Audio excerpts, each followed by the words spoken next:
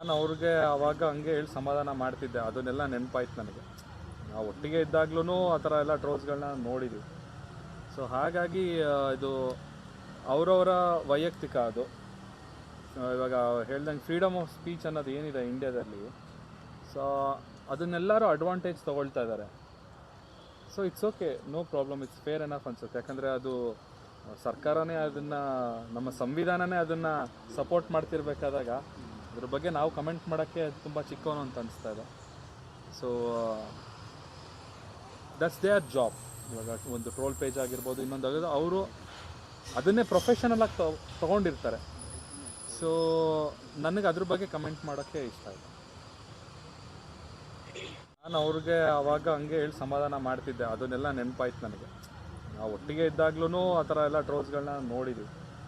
So ಹಾಗಾಗಿ ಇದು ಅವರವರ ವೈಯಕ್ತಿಕ ಅದು. ಇವಾಗ ಹೇಳ್ದಂಗೆ ಫ್ರೀಡಮ್ ಆಫ್ ಸ್ಪೀಚ್ ಅನ್ನೋದು ಏನಿದೆ ಇಂಡಿಯಾದಲ್ಲಿ, ಸೊ ಅದನ್ನೆಲ್ಲರೂ ಅಡ್ವಾಂಟೇಜ್ ತೊಗೊಳ್ತಾ ಇದ್ದಾರೆ.